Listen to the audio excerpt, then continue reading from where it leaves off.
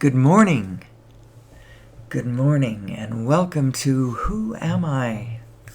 I am your host, Amelie Starchild, which of course is not really my name. But sometimes I have to call myself something, and that's what it will be. Who am I? Who am I? What is this show I do? I'm trying a little experiment this morning. I have been up for a little while. We thought we were going to play golf. I got up early, took a shower, and then reevaluated the weather situation. Now I'm going, because see what I'm saying is usually the way I do this show is I am half asleep. I am still disconnected. It may be harder for me to get to a completely unconditional place, but you know what? I think it'll only be harder if I make it harder. I don't think it'll be harder. Who am I? What's the show? What's the purpose? What's the meaning? What's the thesis? What's the question? First of all, the question is, who am I? And there's so many layers to that question because there's so many layers to who you are. You know, who am I as a citizen? Who am I as a family member? Who am I as an employee? Who am I as a member of the bowling team? Who am I as a citizen of planet Earth? Who am I as a human being? Who am I as a powerful creator? There's more to the question, too. Who am I? Where did I come from? Why am I here? What equals success? You know, what's the object of the exercise is actually a better way to put that. And there's different layers of that. Every single individual is going to have a different answer to all of that. But us collectively, we have another one. Collectively, we are a being, and collectively, there's a question there too, as in, what's the object of the exercise? I have come to believe that collectively, the object of the exercise is for us to achieve harmonious, synchronistic, coherent, sustainability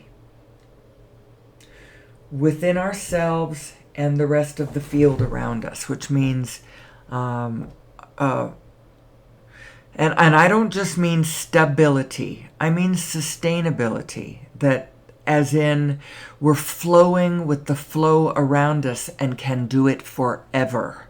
Not just that we've figured out a single formula that will hold its place in rigid inflexibility for 1,000 years. That's not what we're talking about. We're talking about finding our flow, finding who we are and how to be on this planet without. So right now we're in the middle of what they call the sixth mass extinction on planet Earth. It happened 5 other times before, but the 5 other times that huge amounts of species diversity died off on planet Earth happened from things like asteroids and, you know, enormous volcano eruptions that caused nuclear winter and things like that. It's never been us. This time it's us.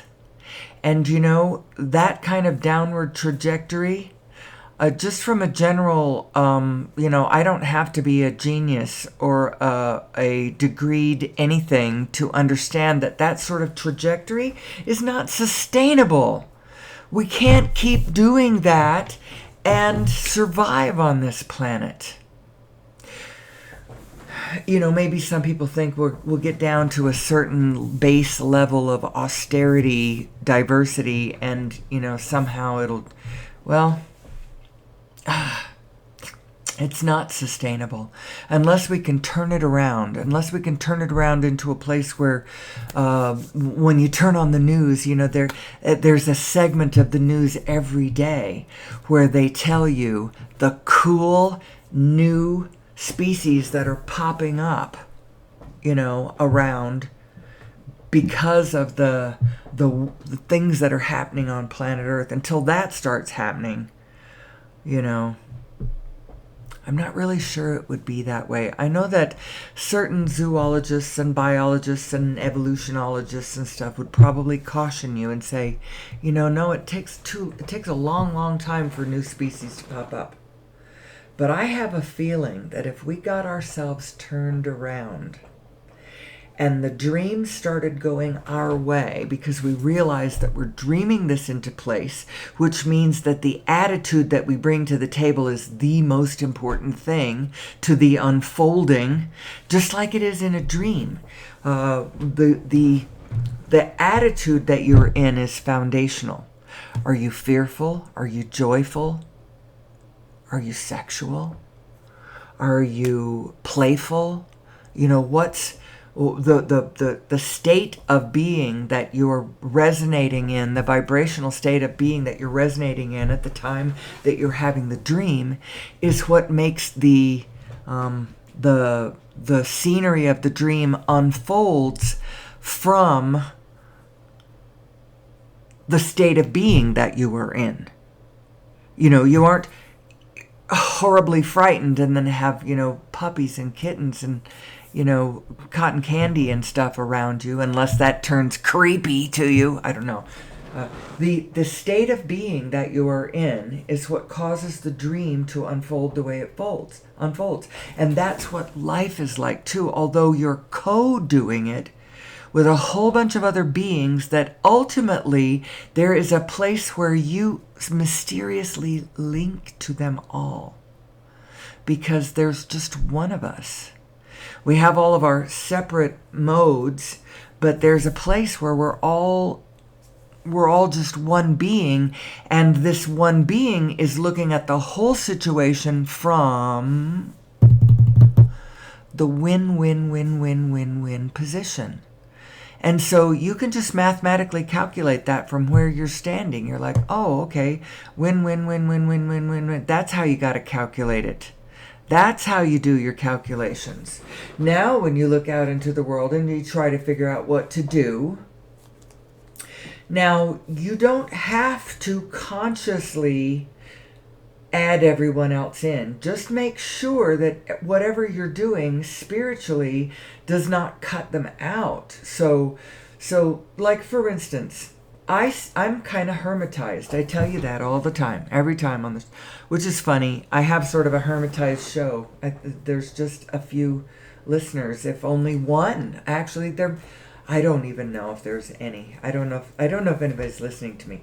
But I do know that doing the show is making me a different person. And so I'm going to continue to do it, and I'm not going to worry about at the moment, I'm not going to worry about finding a way to describe this, because I could almost be thinking of this as writing my memoirs or writing my grand vision. And the idea that it can be posted the minute it happens, that's kind of like gravy or icing. The cool thing is that I'm able to get in here and record this, and my feeling like it's now, and my feeling like there's somebody out there in a direct, immediate ear listening to me is really, it's motivational for me. So I'm going to continue everything, whether I have a listener or whether I don't have a listener. I'm going to just keep doing what I'm doing because it's doing something for me. If you listen to, I'm sure, I don't do it. I don't listen to any of my shows. I have listened to a couple, but I've done, 140. So the fact that I've listened to a couple means that mostly I have not listened to from the outside, I'm afraid I won't like it, or I'm afraid that I'll get self-conscious, or I'm afraid I'll start, worrying about being weird. But you know what? Get ready. Buckle your seatbelts up, because I think the whole world is getting ready to turn weird. Air quoting the weird, by the way. And vive la weird. I wonder what the word weird is in French. And then it would be vive la... Hold on. So the word is bizarre. Vive la bizarre. Anyway, so I don't listen to myself, because I don't want to... We're so judgmental. There is an aspect of being a human being that is so judgy. And it's hard to get away from it, But...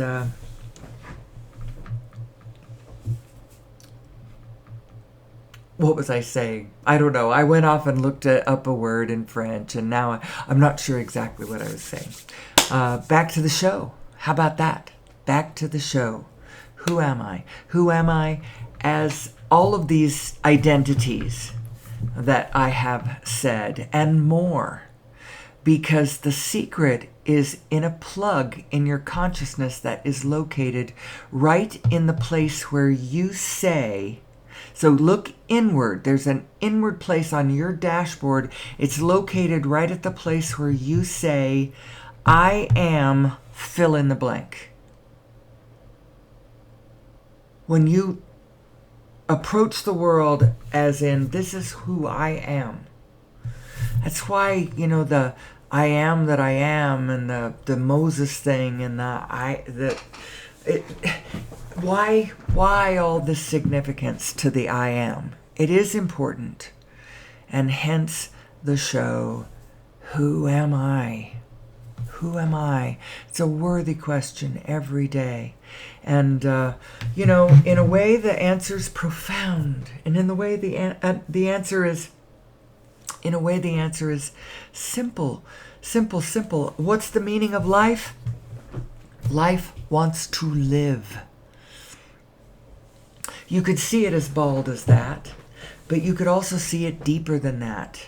The truth is, the whole point of the venture is, now this is going to sound strange to some people. It all depends on where you are on the grid, what state of being you are in at the moment, which direction you're looking.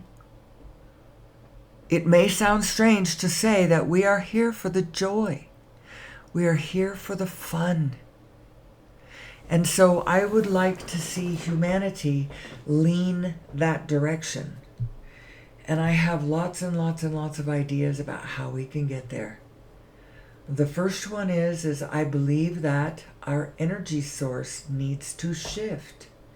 We need to move from fossil fuel onto source energy, would be the holy grail. Well, you say holy grail and then it sounds like you're never going to achieve it, because who's going to ever find that holy grail? And then other people are going like, yeah, and big deal anyway. But we can do this. We can understand the source of energy. We can understand the forces that organize us. We can understand who we are and how it works, and we can plug our technology directly into said such. In the meantime, as a bridge, it would be nice if we understood that over Unity devices are possible, and we could inject a whole lot of literal energy right into the system immediately. We could get our government to cough up its... because it's confiscated all this stuff through the patent office and whatnot. And it still exists. These things still exist. I'm assuming that they still exist. I'm sure they were confiscated but not incinerated. They're kept under lock and key somewhere. And those who govern us at the moment, who are those who own the fossil fuel, basically. You may think that you have a government that is But the government isn't actually running the world. The economics is running the world. And the government, although we have a say there, the government is absolutely in bed with the economical powers right now. And those are all a momentum of a particular structure we've been building for the last 100 years. A lot of it, largely, the foundation of a lot of this is fossil fuel. But now take fossil fuel out of the equation and just inject instead all of the energy that we would need to do everything else that we want to do, and we find that the world is very bright indeed, with every technology that we would require to solve every problem that we imagine that we have on the planet in existence already, and able to be amplified and acted on the minute that we have all the energy that we need, that we don't have to burn fossil fuels to get. Things like we can desalinate all the ocean water that we could possibly. There's so much water on this planet. There's all the water that we need to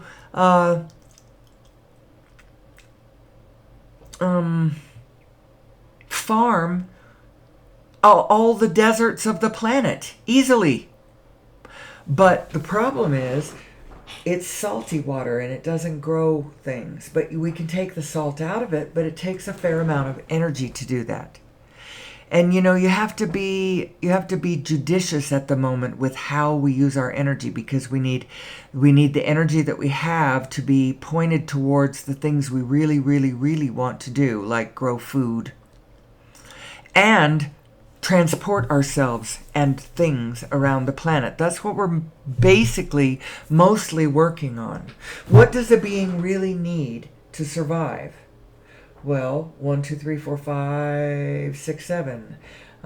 Air, water, sleep, food, shelter, and that doesn't have to be a house, just a sheltering environment of some sort that shelters your being, that doesn't, beat your being to death or burn it to death, or some sort of shelter. And relationship, and it doesn't have to be with your own kind. It could be a relationship with the whole, or a volleyball.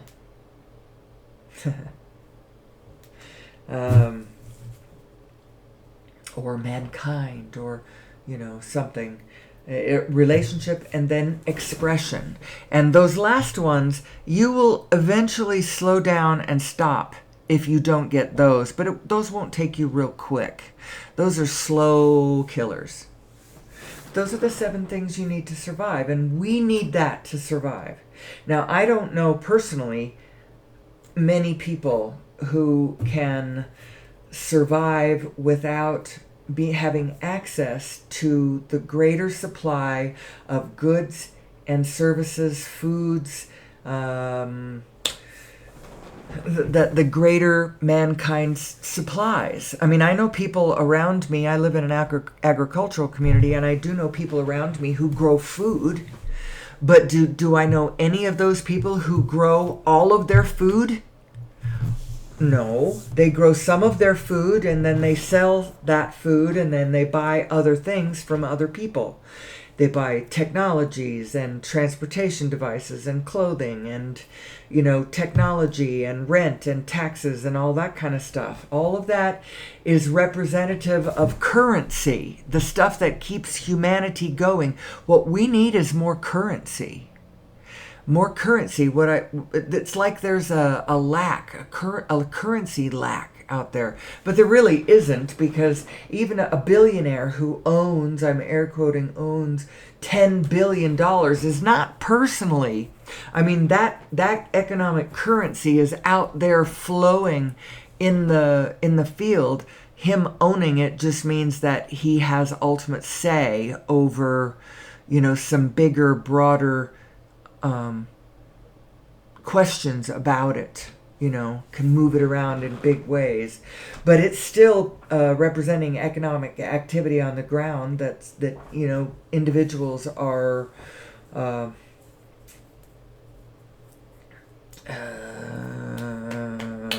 actually doing the activity for.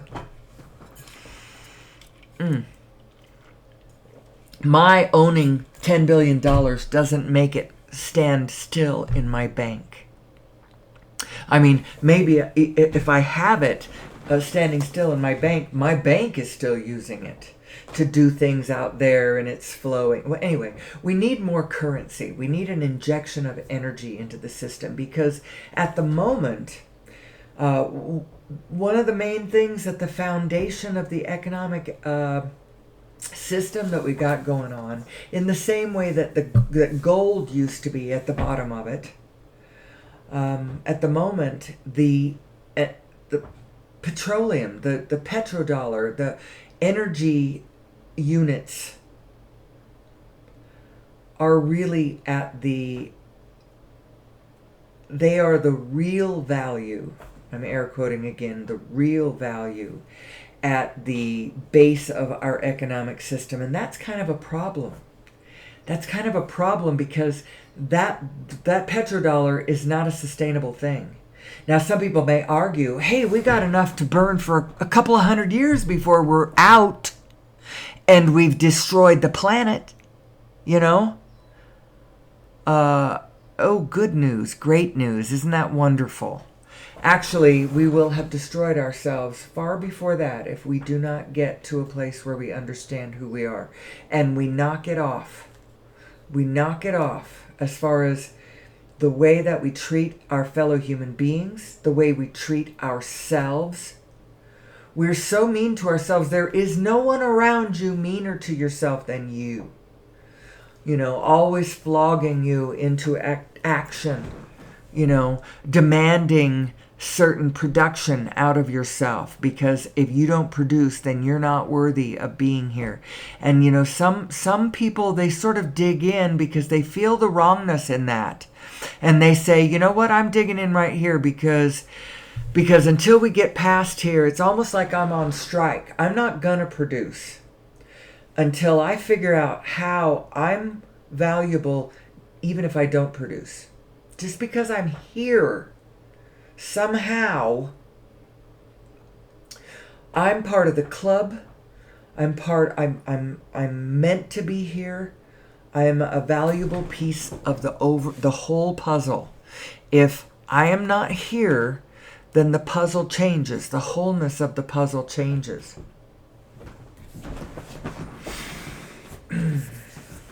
If you're here, you're meant to be here. And we are human beings. We are not human doings.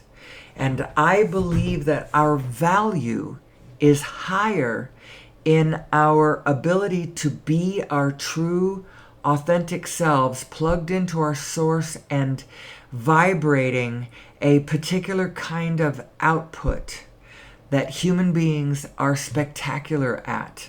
Our capacity for resonating with high degrees of positive emotion is, and you might even say, why does that even have any value?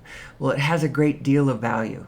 When you understand who we are, what the field is, and what your emotions are signifying, what it's telling you when you are in a state of high emotion, and I don't mean like just high momentum of emotion, I mean like a higher state of emotion, like, let's go to this. I gotta find my way back. Oh, that's not the one. This one right here. When you find yourself up in the higher, a state of passion and enthusiasm, what is happening is that your small self is in full-blown harmonious concert with your highest self, the one that is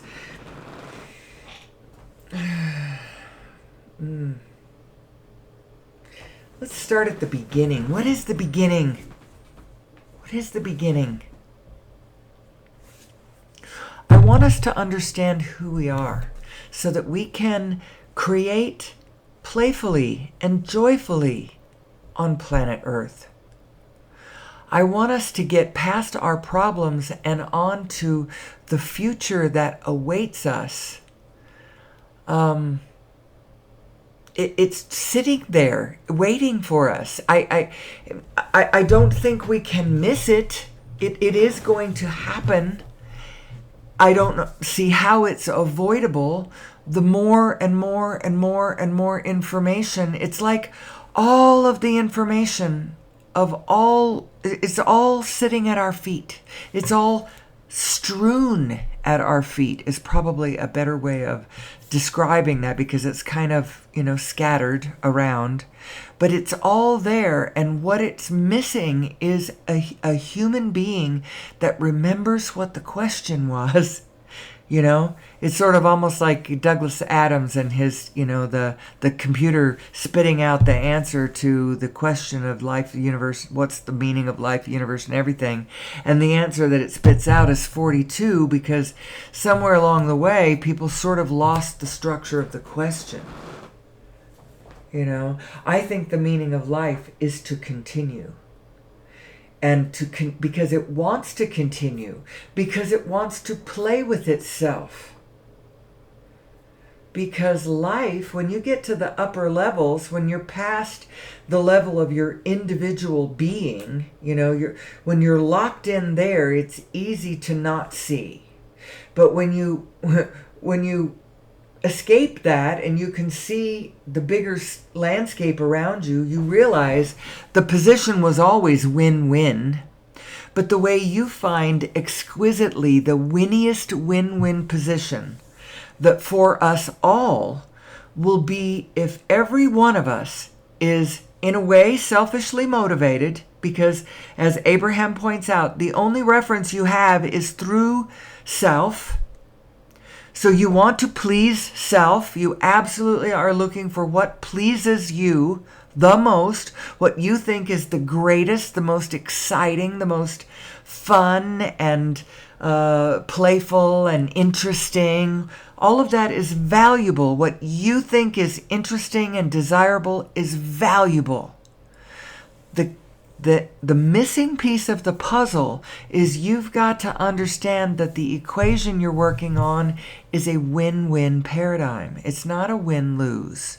When you evaluate it as a win-lose, your equation turns up skewed. You get the wrong answer. Your operating system, in a way, if you set it up in alignment, is infallible. But your alignment is key. Your alignment is not infallible. And your alignment comes from when you're answering the damn question, who am I? And how are you answering that? If you are answering it as, I am a being who, if you believe that the paradigm is win-lose, then you will be creating winners and losers on the ground, and the suffering will be mighty. But we don't need to do that. We don't need to do that. It just is also an illustration of how powerfully the mechanics shift when you change what you think the object of the exercise is, or when you change in your thought processes what you think what your primary assumptions are about the layout of the game. So what are the layout of the game is it a win-lose or is it a win-win? That's the layout of the game. And then the object of the exercise is things like, well, what is the object of the exercise? To kill or be killed. To survive no matter what it takes, And that's where you imagine that a selfish perspective is saying self above all the rest. And in a way, you have to look out for number one. But you have to realize that number one is best looked out for when you recognize that we are in a connected paradigm that actually consists of a being who looks out of all of our eyes from a larger distance. And you're actually part of this being. You are part of the greater being. You are a cell in the greater being. And you can delineate this being however you want. There's a greater human being. There's a greater mankind. There is a single force of mankind, a one project humanity going on planet Earth that's been happening for the last, couple 100,000 years, since somebody genetically modified us way back when. And our story's been going on since then. Who knows how our story started? Were we an experiment? Were we a formula, a known formula? Are we their children? Were we their servants, their slaves? Why were we genetically modified a couple 100,000 years ago? And what were we told about that?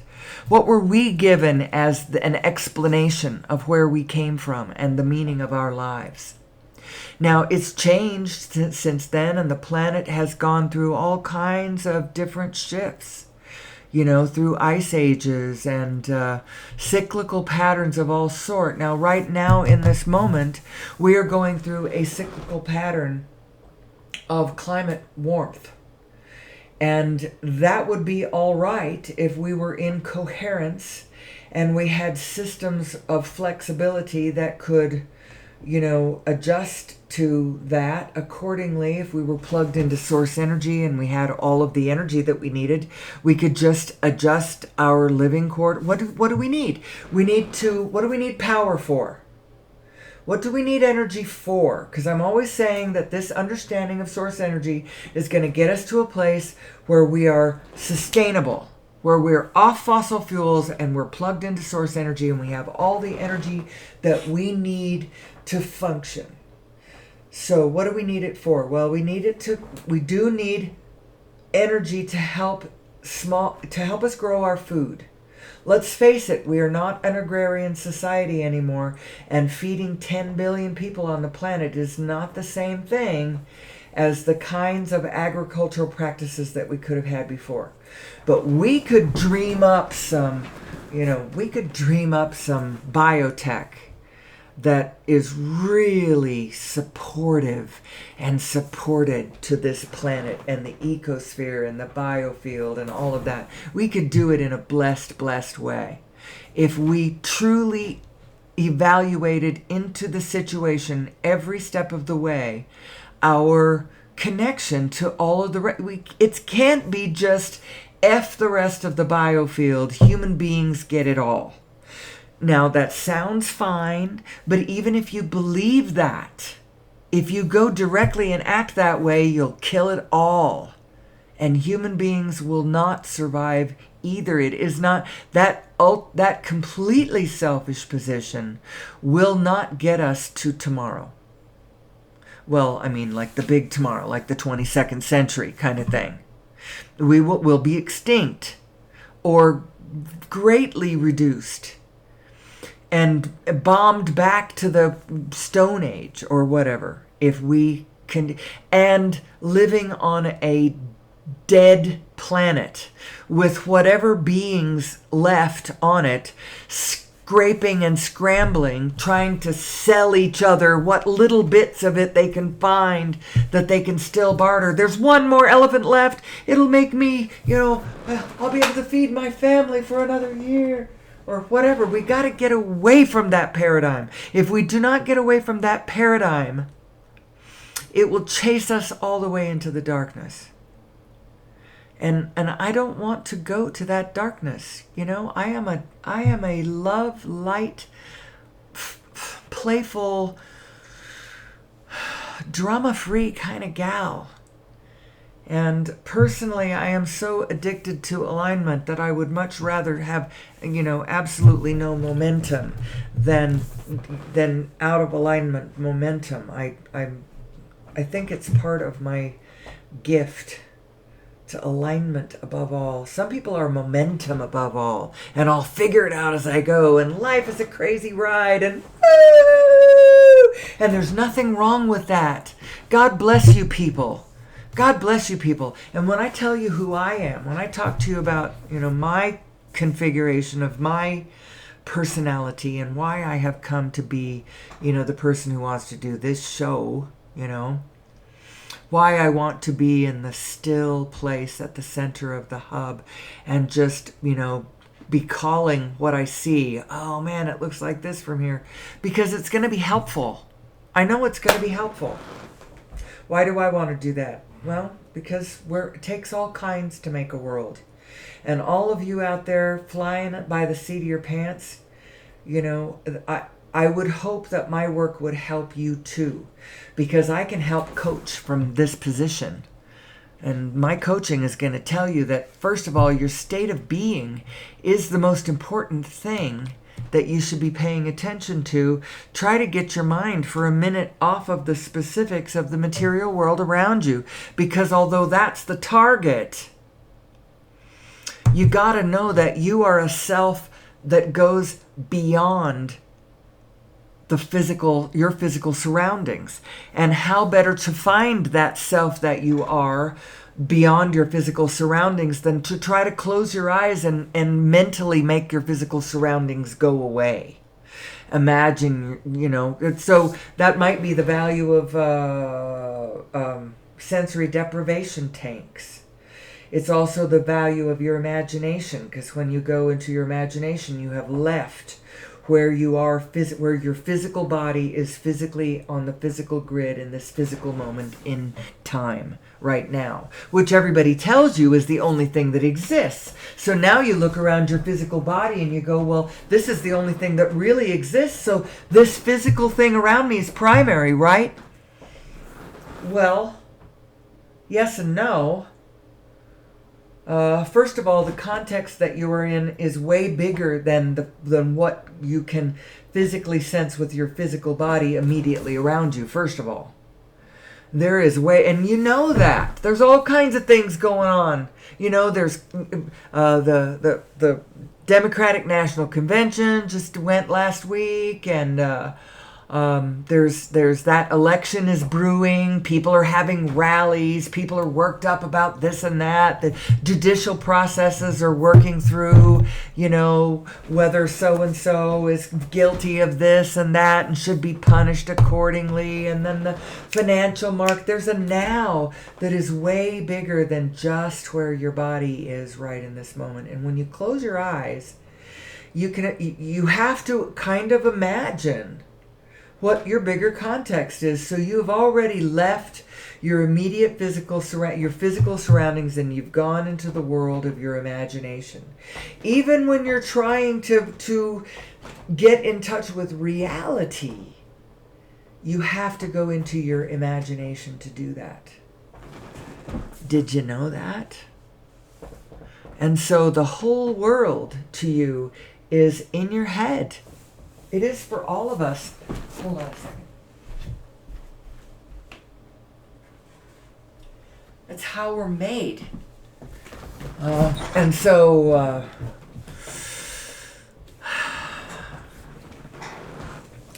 it would behoove us to pause for a minute and imagine what our consciousness really is. I think of it as the bridge to our starship. But that's not a perfect analogy, because you are the bridge, you are the captain, you're the starship, and you're the universe that you're traversing. You are all of that. And so it's hard to, anyway. Who am I? What a good question. What a good question. I put this slide up and then I kind of digressed a little bit. Your state of being is the primary way, the primary manner in which you are navigating your starship unto this world, unto this universe. And the state of being you're in, because the whole thing is very dreamlike. excuse me, the state of being that you're in is going to invoke a response from the universe around you. The characters around you are going to start matching the state of being that you are in. If you're frightened, they're going to all start getting you know the difference. There's two kinds of Halloween. Have you ever noticed that? There's like the soft, playful, almost like Casper the Friendly Ghost kind of Halloween. There's that kind of Halloween, and then there's more and more lifelike, more and more creepy, scary, sort of like watching a clown, more from happy, funny, make the children smile clown to scary clown, gonna murder you in your sleep or whatever. It's sort of like that. Those are the states of being. You can almost feel them. Well, you can feel them. And depending on where your state of being is, you're communicating to the universe around you. You are broadcasting and receiving to the universe around you, and depending on what state of being you are in, it causes your vehicle, your starship, to navigate into waters or space quadrants or whatever that match. It's a combined thing of the impulses for you to link up with and rendezvous with like things of that lighter nature, as well as your eyes being softer and able to see the love and the playful and the interested and the connected all around you, because it does exist all around you. Or can your eyes not see that, and in your not seeing that, everything around you starts turning dark, and then now you've lost the correct impulse to the loving source, and now your chaotic steps are lining you up with, you're resonating with the other angry ones and the other ones who want to get revenge on those who have wronged them and such. Now you're lining up with that energy. Do you really want to do that? Do you really want to link up with the angry crowd? Do you want to join the angry club? Do you really want to do that? You should ask yourself that. Because I maintain that negative self is actually not really us. It's a shadow us that is real. It gets created, and then it actually has an evil negative force to it, a wicked evil negative force to it, but it isn't us, although we're the ones who create it and we're the ones who act it out, and so you'd think that it is us, but it isn't really us. And learning to lock your eyes onto the love instead of the dark, the shadow, and know that only the love is real. That's what A Course in Miracles will tell us. Only the love is real. The rest of it is a shadow of the reality. So, the idea is let's bring us all back into the light. Let's quit being suspicious of one another. Let's understand who we really are.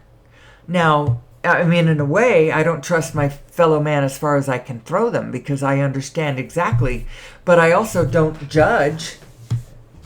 And the material isn't the important part of it anyway. If you would lock on to the spirit, people would quit stealing. They would, because when we lock on to the spirit properly and for any length of time, we're going to start recreating an abundance on this planet there's going to be plenty for all of us. Plenty, plenty, plenty, plenty, plenty. That is the theme of the universe. When you understand that the universe is designed in a win-win-win-win form, and if you'd line your own consciousness up to be in alignment with that paradigm and recognize you are living in a paradigm of that, it's going to make the world different. It's those who address it as a zero-sum game. If I win, that means somebody else has to lose. And the pie is only finite. The pie is finite. And so the more people there are, the less pie there is. Well, that's not true. That's not true. It's only true the way we've got it set up right now. But it doesn't have to be that way. And you know what? We don't have to knock the whole thing down in order to change to the better. We've got a lot of good things going on.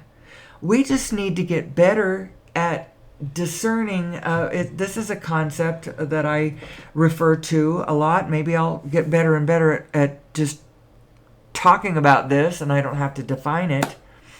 A concept I call baby and bathwater. Baby and bathwater. And to knock it all down is to not understand where the baby was in that. Don't knock it all down. Just realize what part of it is bathwater and throw that out. Leave the baby where it is.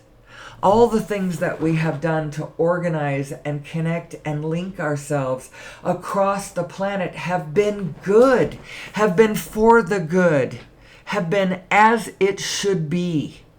Even all the wars that we have gone through, we had to do everything we did up to this point. There's no reason for us to look back at what we've done in our yesterdays and be upset. It is just for us now to separate baby from bathwater. Like I was telling my husband yesterday as we were coming back from Isleta. It's like the military. I now absolutely 100,000% believe that that military, let's see, where was I? I was on this one, wasn't I? Military dropping bombs on each other is never actually going to be the solution to anything. It might be an immediate solution in this moment. So we need to adopt more of a Kwai Chang Caine attitude about this, and I'm going to explain that in a minute. That was from the old show Kung Fu with David Carradine, and the way he. Let me finish my other thought about the military, though. Even though I do not believe that military action is ever going to be the answer to our problems, the fact is that collectively we have created a vast arm of physical action. You know, boy, if you set the Army Corps of Engineers to something, if you point them at something and say, you know, build this, they can go in and do it in a heartbeat. They could go in and repair things if they needed repair, or they could go in and there. It's a tremendous valuable arm of action. Now, the bathwater in all of that, I would think, would be most all of the weapons technology. Now, as a theoretical technology, that's one thing. And how it connects to our understanding of all the rest of the universe, that's another thing. But living your life in a perpetual state of suspicion and mistrust and poised to mass murder, you know, your fellow human beings because of disagreements that the leaders have amongst one another is just not a paradigm, even though it's something that we've always done. In this day and age, with technology being what it is, it's not, and our population being what it is, it's really not anything we can keep doing. It's something we need to get past. But why do we do it? Well, the biggest reason why we do it is in competition for scarcity of resources. And what is the biggest resource that is most needed and most scarce, most valuable and most traded on our economic markets? It's energy units. It's energy units. And when we realize, when we get to the place where we realize, first of all, how to bridge the gap, and second of all, of where we're really headed to a complete understanding of source energy. What is the source of physical reality itself? Where is it coming from?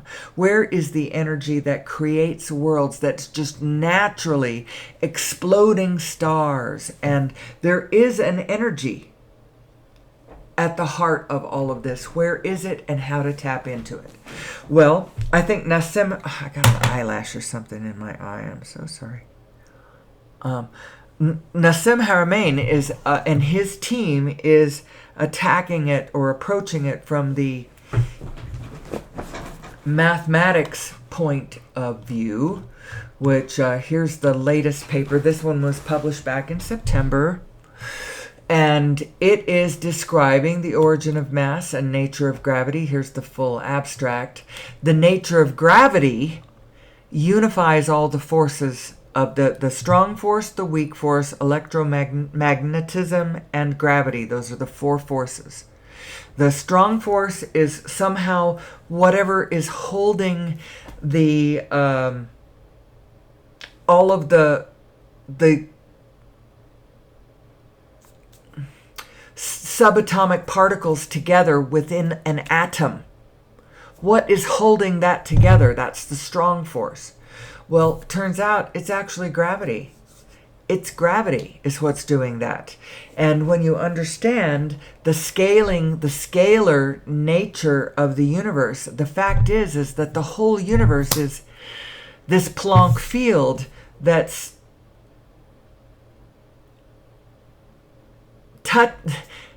oh man, I can see it. Oh, I can see it. How do you describe it? What I was going to bring up was, is it this? Yeah. So this is what the universe is. It is a plasma, a fluid plasma of Plancks. Vacuum fluctuations. They're all touching each other, and gradient densities in the field can throw them into spin. And when they spin, they become the vortices of protons, and which are the center of the atoms of the different elements that are these frequencies, these things spinning at different frequencies with these different, excuse me, I got to try not to catch hiccups. So the whole thing is this plasma field. Now, if it just looked like that, it would all look like space. But where it goes into spin, where it goes into coherent spin, that's what we call matter. That's what we call the physical world. But the whole thing is this Planck field spinning. Actually, the Planck field is roiling. And at its resting state, it is roiling. And when it goes into coherence, it looks like the material world. And the coherence is caused when these big bangs happen, these really quick expansions that happen when the black hole universe at one density flings off a particle through Hawking radiation, and it hits another density, goes kaboom in a big bang.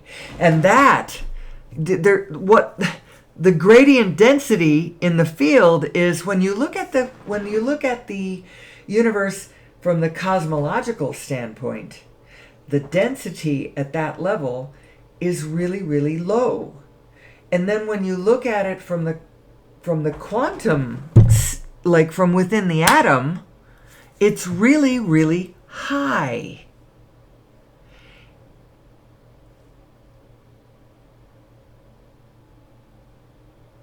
As a matter of fact, that difference is 127 degrees of magnitude different density from within the atom and within the cosmos. And conventional physics can't explain it. It does not understand how the cosmological and the quantum relate to one another. It hasn't figured out the mathematics between the two. Well, the mathematics has been figured out, and Nassim Haramein did it, but it kind of makes you scratch your head and wonder what the hell it is you're looking at, if that's what the explanation is. The thing is like the little proton is like a little universe full of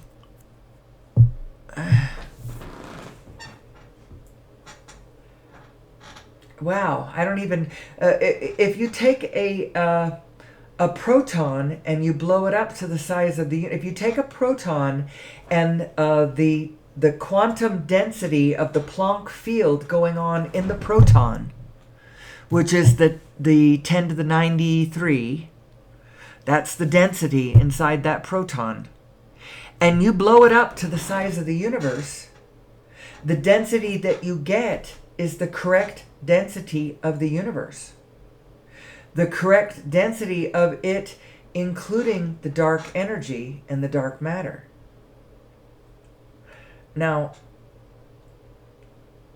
that's interesting, actually. You can take a look at you can look at a universe and extrapolate from the dimensions of the universe the radius of a single proton, and vice versa. You can go back and forth.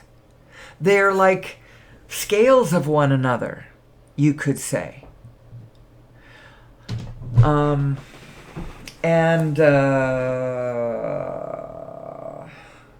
Wow.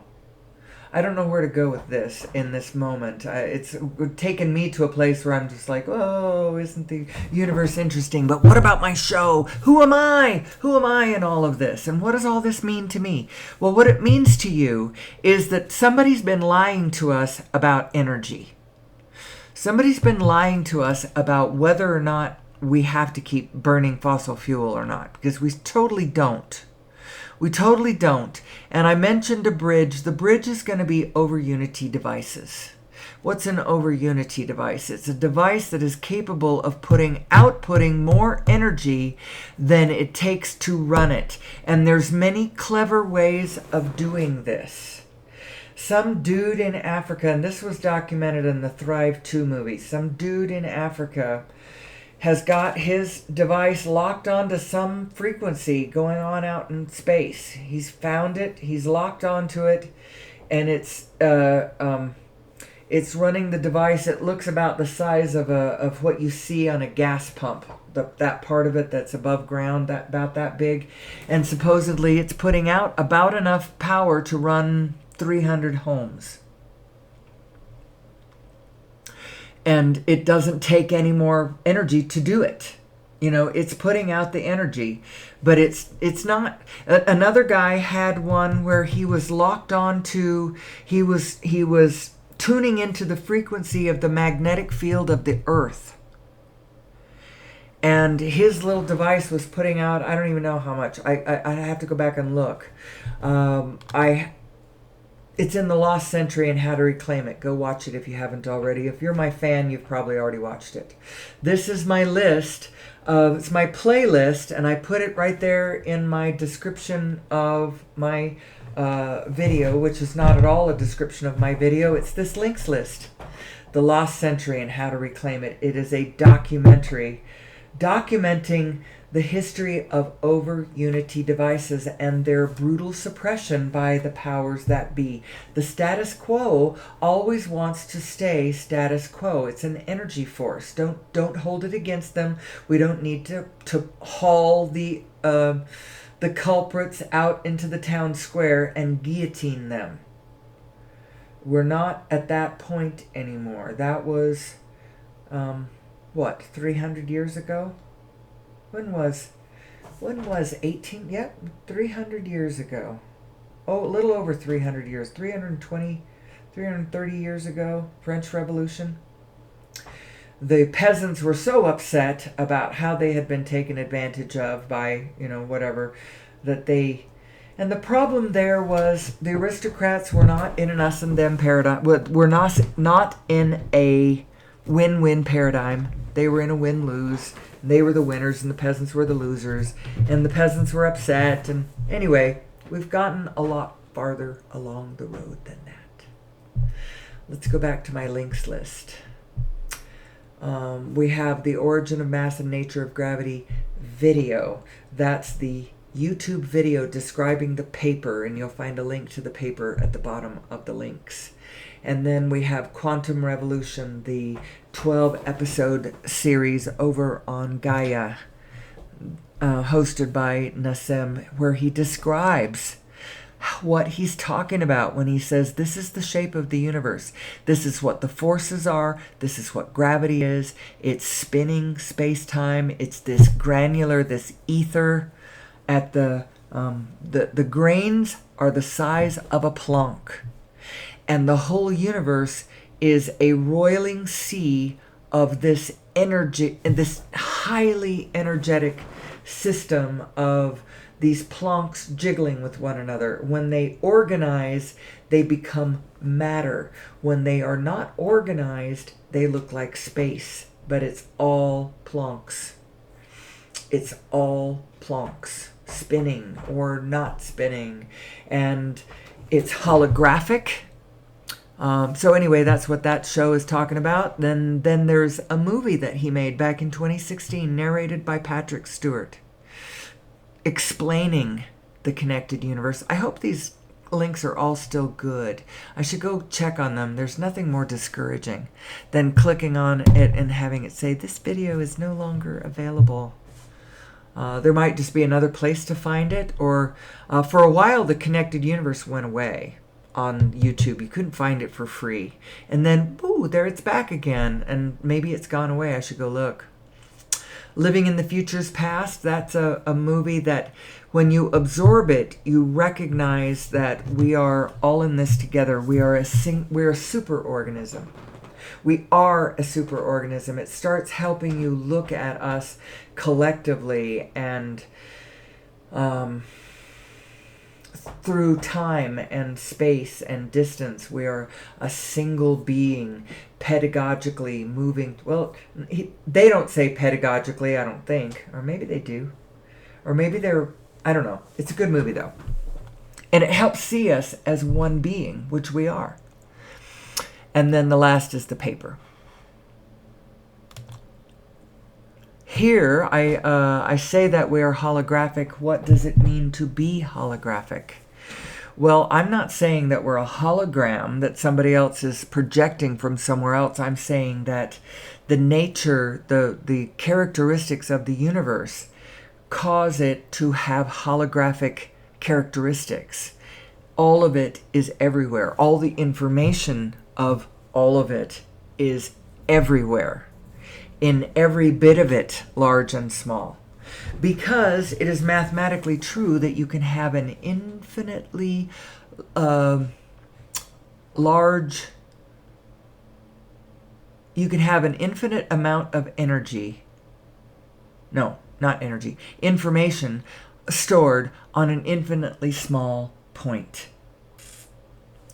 And so the universes, they go all the way from the super duper big to the teeny weeny itsy bitsy small to infinity.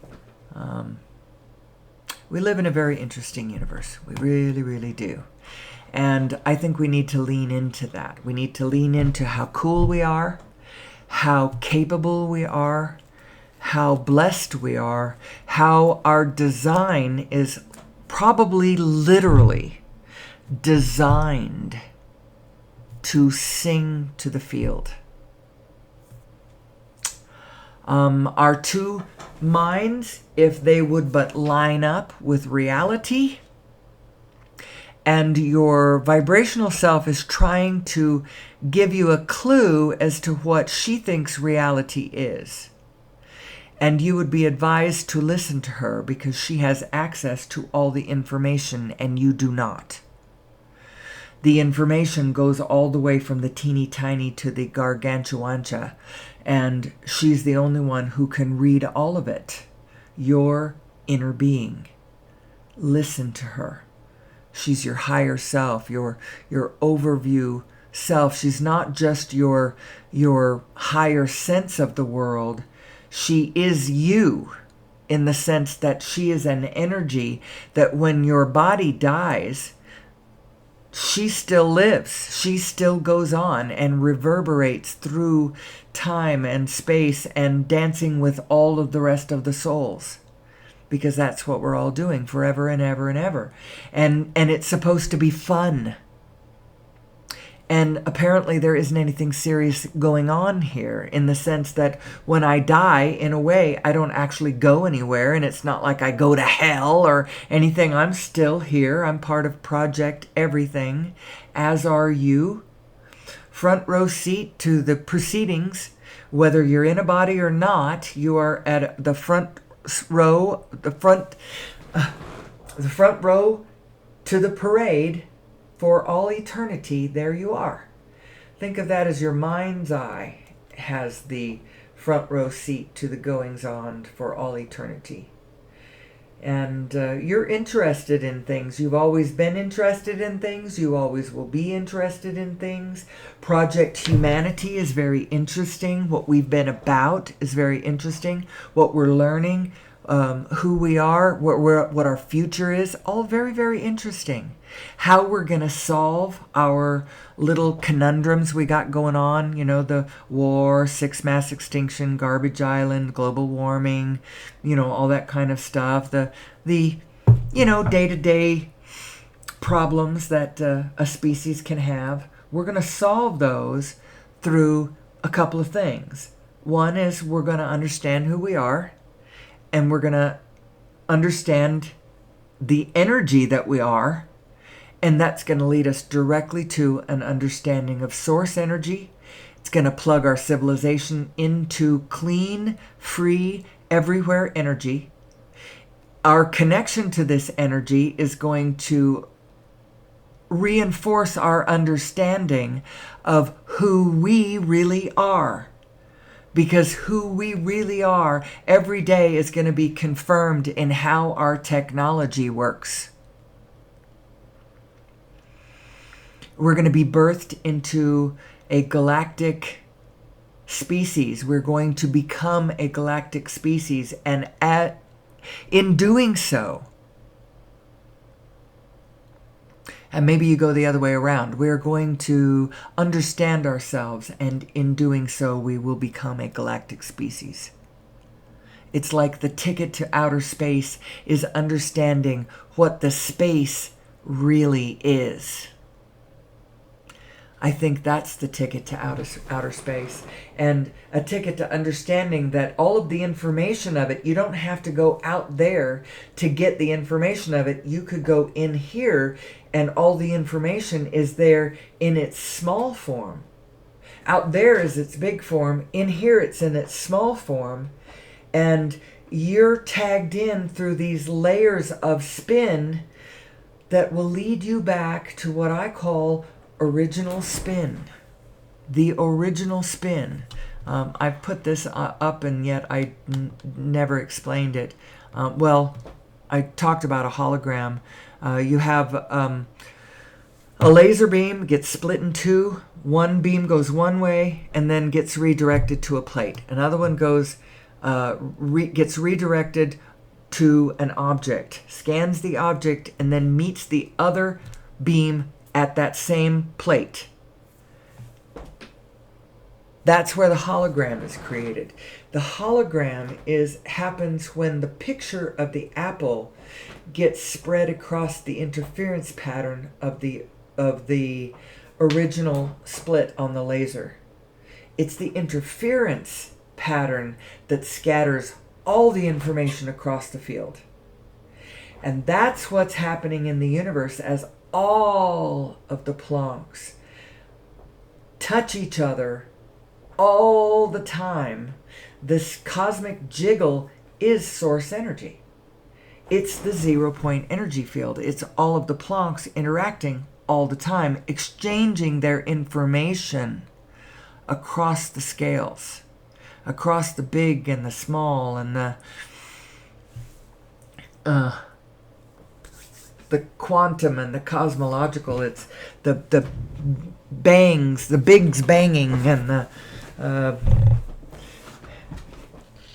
it's like at every point, like I'm standing on a point. Actually, I've got many points. All of my atoms are points, but then all of my cells are points of consciousness, which have agglomerated the spin around them of the matter. I don't know how to say this.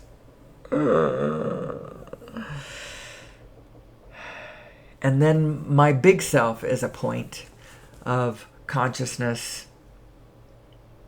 Oh, what was I going to do with this? I was going somewhere. It was interesting. Oh yeah, all of the points, they're uploading their information to the whole through this jiggle, through this reverberating, what's the word that, unanimous participation. This unanimous participation of cosmic jiggle. And all of the points are uploading their information to the whole, and then the wholeness information, because you can have an infinite amount of large information on a small point. It doesn't matter how small you cut the hologram all the way to infinity, all the information of the apple is still going to be there. So the information of the allness is downloaded down to all the points every now. And it's doing it through this cosmic jiggle of space-time. That's why you're a hologram. And nothing is left out anywhere. There is no place in the universe where the whole universe isn't there. Now, what does all that mean? What it means is, we can do stuff with this. We can work with this. It may look like shit in the moment, but that's because we haven't understood it and we've been mishandling it. We've been misdiagnosing our problems and misusing our equipment everywhere. We've not been plugged into the right energy source, and we haven't been trusting each other where we should be trusting each other, and not even worrying about not trusting each other where we certainly can't be trusted. Because there's plenty of both, but we got to sort it out. We got to know who we are. And know where we can trust one another, because we need to trust one another, because we need one another. I need you. You need me. I can't make an internet without you. I can't make tennis shoes by myself. I can't make eyeglasses, and I can't even grow all my own food. Now, I live in an agricultural community, and I'm sitting on 1.25 acres. And about a 1/2 acre of that could be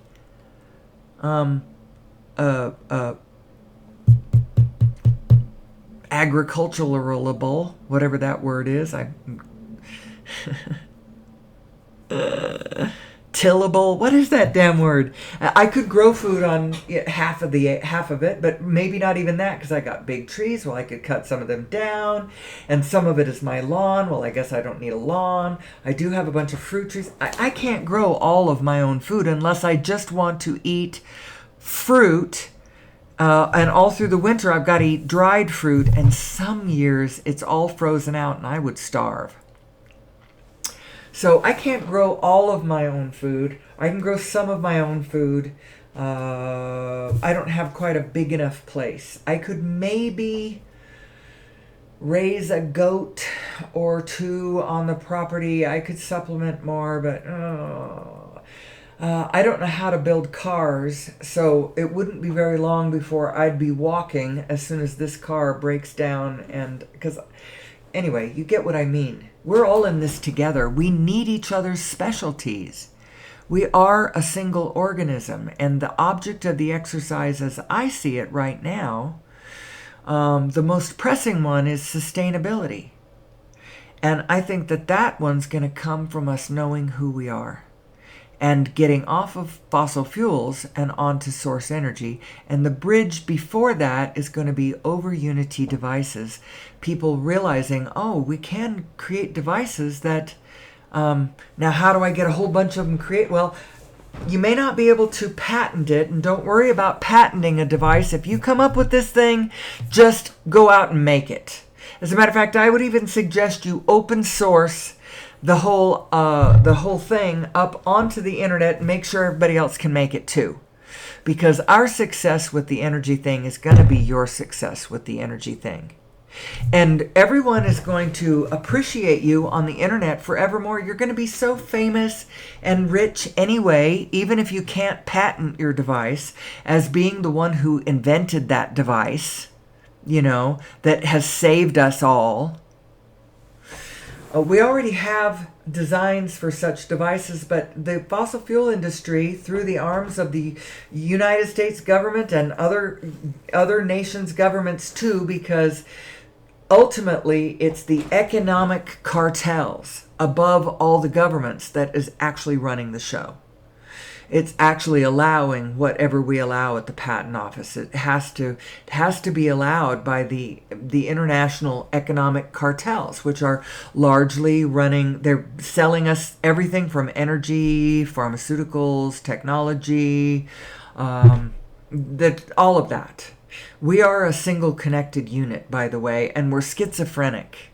We need to come together within ourselves and understand who we really are as this large being that we are, so that we can get our systems back in alignment with sustainability, in alignment with the biofield, in alignment with who we really are and what we really, really, really want out of Project Earth and Project Humanity, that we've been at for these hundreds of thousands of years. 200,000 years, to my reckoning, since this happened. This thing right here. This genetic modification of human chromosome number 2, which basically plumped up the neocortex of the human being. This is where someone did this to us, I believe. And the evidence of it is in the genetic readout of our DNA. When you look at our human chromosome number 2, it is fused. And when you look at this. Oh, wrong thing. We conclude that is the relic of an ancient telomere to telomere fusion, and marks the point at which two ancestral ape chromosomes fused to give rise to human chromosome number 2. And this created the neocortex, or it didn't create it, it enhanced it. Greg Braden's figure, and I'm not sure where he gets this, is that 76% of the volume of the current anatomically modern human brain, the neocortex of the anatomically modern human brain, 76% of that volume comes from human chromosome number 2, which to me looks like a very fishy chromosome. And when you top that all off with the recognition that our neocortex is what gives us our higher human emotions, the spectrum, the swing of our emotions, the way human emotions are that are different from other animals, comes from our neocortex. And then when you realize what the emotions really are, that is your thoughts either resonating or not resonating with your higher vibrational self, Now you go, oh, that's why they genetically modified us in this particular way. Because we can sing to the field. You just have to know the secret piece of information that unlocks everything is this. You are a positive being. Did you know that? You are a positive being, which means that your negative self is a function of your equipment, not who you really are eternally. There is no eternal negativity. Those negative storms just flash. They just flash out. They aren't there forever. The positive one, that's the one that's the reverberation of the vibrational energy that is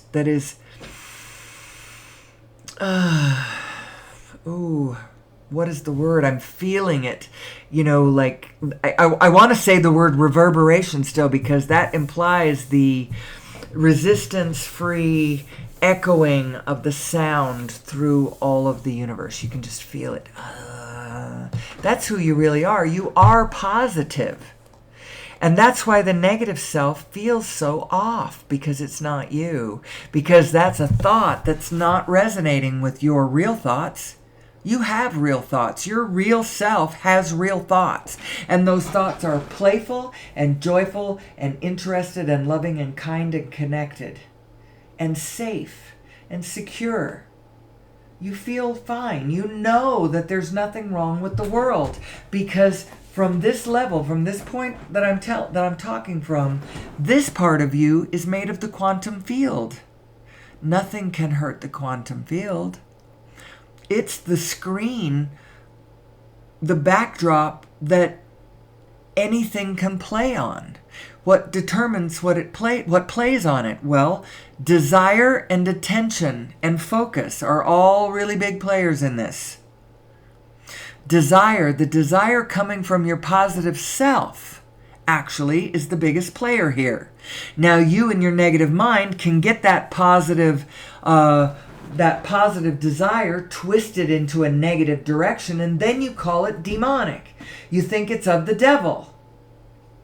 Ooh, your desires are of the devil. You got to get away from your desires. No, you got to get in touch with your pure desire, your clear desire. That desire that you have for love and joy and beauty and fun and what kinds of things do we have? And creation. There's all kinds of clear desire that we have, that we are. We are a clear desire of love and joy and beauty and fun and play and efficiency. What are all the things that you want from a positive position? That's who you really are. The other energy is Shiva energy. It's Loki energy. It's demonic energy. It's destructive energy. It's the chaotic energy that will spin back through the trailer park and knock it all down. When you build things that are not harmoniously in alignment with the rest of the field, a lot of times what happens when we build things that are not in alignment, they don't support some of us. And those of us who are not supported by the systems that we build that are not in alignment become desperate and frightened and angry and jealous and all those kind of energies that we know are destructive. When you lock into that side of you, believing that it's true, that it's real, that it's you lock into that and become your negative self, you allow demons to walk the world inhabiting your body. They are not you. They are not us. The negative self is not you. It's a projection. It's a shadow reflection caused when we cross our own energy stream. When we are these two shining lights. One is your source self. It's a shining light. It's a vortex of spinning attraction and however you want to think about that. That's what your source side is. Your other side is potentially that too, but it's very small.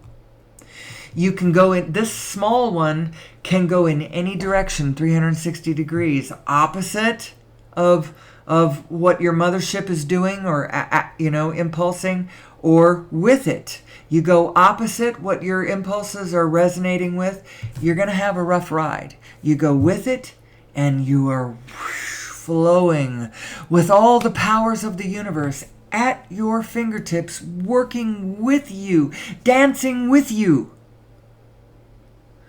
It's up to you what you do with your smaller self. So that's, let's go to this picture. These are your two selves. Think of them both as spinning discs of attraction. But they're also both... Now your source self, you're not going to do anything about that, because it is the only thing about your source self that you can affect in any way is the one that is in charge of your little self. That one is feeding information back into the source side. So from that teeny weeny perspective, you have some effect on the source side. But you don't have that much. You have a lot of effect on your individual side.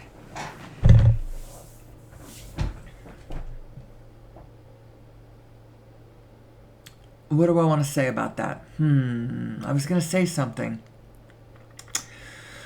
Your source self is just positively attracting to its positive desires, looking forward, attached to all things, knowing all things, holographically reverberating with the vibrational knowing of all things. Because they're all up, all things are updating to the allness every now. That's the way it works. That's what source energy is. It's all of the Plancks updating to the whole, and the whole downloading to the points. That's what source energy is, and it's everywhere. That's why the center of the universe is everywhere. That's why you could plug your devices into anywhere. And that's what we need to get doing.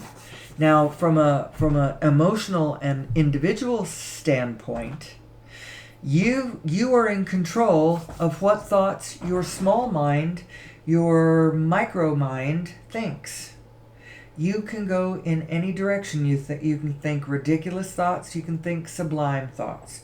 You can think true thoughts. You can think false. You can think mean. You can think loving. You can think whatever. You have the free agency to go in any direction that you want. However, you will never escape your configuration. And your configuration is connected to the source of all things. And that is positive, which means you're never, ever, ever gonna shake this positive monkey on your back. So you can go as negative as you want, but every single time you do, you are going to be out of resonant harmony with who you really are. And that's going to feel bad, and you're going to be flying against the grain, you're going to be swimming upstream, you're going to have a rough time if you do it this way. Go with your greater self. Your greater self is love. It's kind. It isn't bothered by the harsh realities of the world, because it's resting in a place knowing that all we have to do is A, understand who we are, and B, get our focus back into alignment with who we really are, and everything we have ever asked for is gonna just come gushing out of the universe at us. Everything we have ever wanted, that beautiful, alive, playful earth with happy, healthy, sustainable human beings working with one another in sustainable ways, with everyone doing exactly what their heart calls them to do. All of us blessing one another and the almighty, wonderful, functional design of this universe that we're all so lucky to be born into. It's going to be that kind of world. We will have fed the hungry. Our transportation is going to be up off the surface of the planet. First of all, you got to know that. It will be. Because our understanding of gravity is going to make that pretty... It's going to unfold in fairly short order. Not going to be that big of a problem. Let's go back to a neutral picture. I don't want to just keep looking at the aperture picture. It's so sterile. But if you imagine it as two spinning vortices, like storms, like tornadoes. One is like a hurricane, and the other one is like a dust devil. It's more like that. Your source spinning self is like a hurricane. And it's sweeping up cooperative components to its desires in its massive, mighty... It's like a hurricane, except for it's not really like a hurricane, because a hurricane is more a... I see it as an example of a chaotic storm as opposed to a coherent storm. They're both vortexes, but one is kind of spinning in and the other one is flinging out. I'm not sure how you would describe that. The one that's sucking in, the one that's the inward organizational force, that's gravity, that's love, that's that force. The spitting out side, the other side, is the electromagnetic fields, and it's sort of the chaos aspect of the equation, but it's all one thing, sort of cohering and chaotic at the same time. You know? Who am I? I believe I am at the center of the spin of coherence. That's somehow whoever I am, that's where I abide. I am the quantum field itself. And you are too, by the way. I'm not just saying, "Ooh, I am the quantum field. Hear me." I'm not saying that. I'm saying we are all the quantum field. We are a field phenomenon, and that's why I can't get the F away from my fellow human beings and their nonsense. I've thought about it at times, just go back to being ordinary. It's not my responsibility to see all this. But then, there you are, in my face, having your problems, murdering each other, going to war, having stupid answers to physical problems here on earth. And I know what the answer is. The answer is, know thyself. Mankind, know thyself. Come together. Come together where you are together and be individually your delightful, diverse individual self where you are that. And judge not. For we are all in this together, and we are all necessary, and we are all needed. No matter what position you are in, you are part of the whole because you're here. You're part of the living club. And you matter. And if we don't like the form that we're seeing in even the life around us, it not only can be changed, it will change whether we want it to or not. And so the answer is not how to change it, but more how to spiritually guide what it changes to. Make sure the vector is pointing from the less preferred toward the more preferred. How about that? How about that for a goal? Help assist the morphing of the field to more pleasing aspect. More. I know porcupines are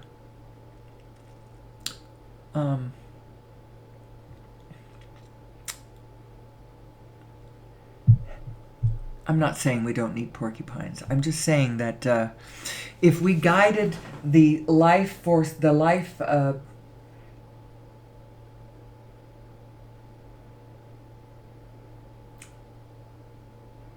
The life forms, that's the word. I kept saying life force entities. That's so clumsy. We could help the life forms on this planet evolve to a more pleasing and playful point.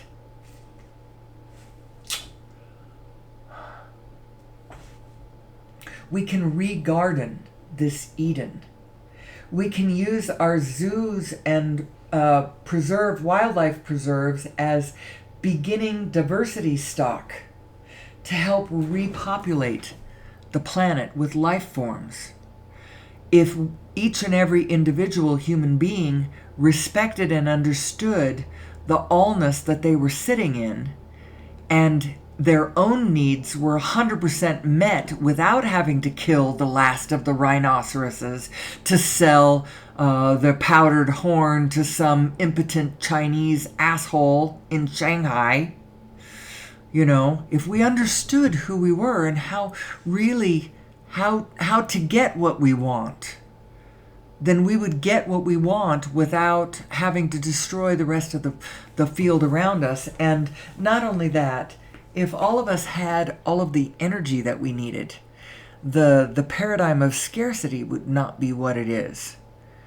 Now, I also know that there is sort of an amoral aspect to the universe. And so there is an amoral aspect to humanity. I get that.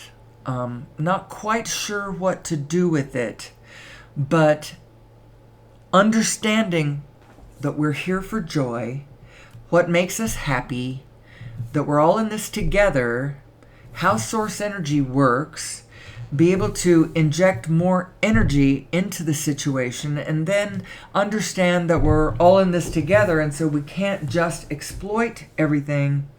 I think we're going to get to a place where we can make the demons subside. There is a demon that resides within us. But if we understood what gave rise to this demon and how to quiet it, we could summon peace forth from the landscape. We could summon peace forth from within ourselves. We could just quit creating that demonic energy when we understand how the energies flow. And when we create things that are not sustainable with the one hand, we create demonic Shiva, Loki energy on the other hand. And so we really need to understand this alignment thing. We got to understand who we are. We are mankind, and we need to be that on planet Earth. And it's actually going to be really fun. It isn't a finite pie. We are going to be able to re-garden the abundance back on planet Earth. But the very first thing we need to do is we need more energy to do it. And it can't be fossil fuel energy, because that's too dirty and we need too much energy. When you're talking about desalinating, huge amounts of ocean water to re-garden desert landscapes, you can't do that with fossil fuels. You just can't. We can resequester all the excess carbon that we have belched forth into the atmosphere. We could resequester it. We could actually get to a place where we manage the carbon levels so that we kept the planet exactly at the temperature that we like. Nice and balmy warm, but not so blazing hot. We can do anything. But the very first thing we got to do is understand who we are. We are the whole field. We are the whole universe. And when we think of it in terms of we, I am the whole thing, and it's just a reflection of me. Now what do I want? Now what do I want to look at? Now it just changes the whole thing. And this this feeling of self-worth that wells within you is not at the expense of others, because you realize how worthy they all are too, and how it is our wholeness that makes us so freaking capable and powerful and strong. You know? I pray for this future that I see that is so possible. It is so possible. We can know who we are. We can work with this. We don't have to kill everything everywhere in order for us to survive. We don't have to, right now, and it always bothers me because we have this lack that we're creating in the world, this scarcity, and other non-human beings are having a hard time while we are, our population is growing and their population is dwindling. And I feel bad when I see our fields of foods that we create and then we jealously guard it, and they want it because we've decimated their fields, so now they want our fields. What I'm saying is this is a way that there could be enough abundance for all. I'm telling you. There could be fields of things that we grow just for the birds. Just for the birds and the squirrels and it creates a kind of an ecosystem that we go visit because it's so life-sustaining and life-supporting. And then over there's our fields. And there's so much everywhere. The natural jungles are now, repaired, and natural fruits and berries are everywhere. The bears have enough to eat, and we know how to protect ourselves from bears without having to insist that all the bears are dead, or all the lions too. Understand that when one of us dies, they just join back with the fires of life, and their consciousness is still here. They are still here. I'm going to go along with Abraham in the notion of there isn't anything serious going on here, and our over-attachment to what we imagine is our only life is causing us to be afraid. And we shouldn't be afraid. This isn't our only life. However, there is something that you should be cognizant of. And if I would dwell on this one, I think that I would get a lot out of this one too, because I really understand that we're here forever. But there is something about this life that is extremely special, and you should think about it for a minute. This being that I am in right now, this being right here, talking to you here and now, that I call Amelie Starchild. Only that's not really my name, of course, but so this being, she will only live once.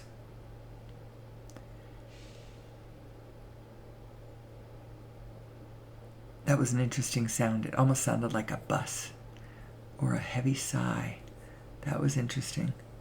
Anyway, this you who you are right now, she only has this one life.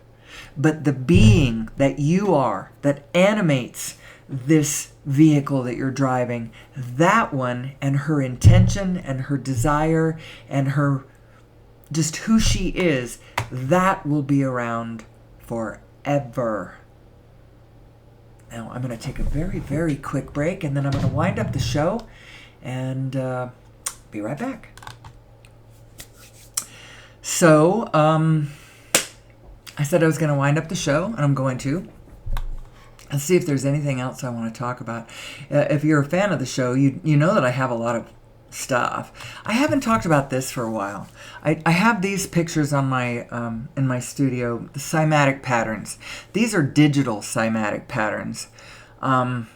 So it's a digital device of some sort. You pipe different frequencies into the device and it will spit out a pattern. And every frequency creates a different pattern. These are cymatic patterns in nature. Now, actually, upper right and lower left, that the origin. So, cymatics is the study of the relationship between vibration and form. And the reason I put this stuff in here is because it helps to illustrate the knowingness that we live in a vibrational universe and we are vibrational beings. And the original study was done by the original field of study was pioneered by a man named Hans Jenny, who would put a granular medium onto a metal plate and then pipe frequencies through the plate and watch the little granular particles dance their way into coherent patterns. Change the frequency, the pattern changes. Increase the frequency, and the pattern gets more complex. Anyway, upper left and lower right, you can see these are cymatic patterns created by the vibrational frequencies of existence. And then it turns out a snowflake is also a cymatic pattern. It's why all the snowflakes, because they are forming on different frequencies. There's all these frequencies, all these Plancks. This is the reverberating frequencies of all the infinitude of frequencies jazzing around everywhere at all times. All of the information is everywhere. So anywhere out there, there's all these different frequencies, and these snowflakes, they form on different frequencies, and that's why they all look different. Isn't that interesting? That's the only reason I put this in here, because it relates to what I'm talking about, this vibrational universe that we are. Do I want to say anything else? I have the 5 kleshas. These are from Buddhist philosophy, considered to be the root cause of all suffering. Well, doesn't this look familiar? Not knowing what's real, not knowing who I am, not knowing how this works, not knowing how reality comes into being, not knowing how my state of being is actually the primary thing to be watching, because the universe is vibrational, not material. There's a material effect that comes from vibrational frequencies, but it's not primary, it's secondary. And so primarily, you should be keeping in the aperture of your focus the feeling, the vibrational frequency. What are you transmitting? Because that's what you're getting back. That is your navigation system. Your navigational equipment is located right around your solar plexus. It's where you're broadcasting to the universe.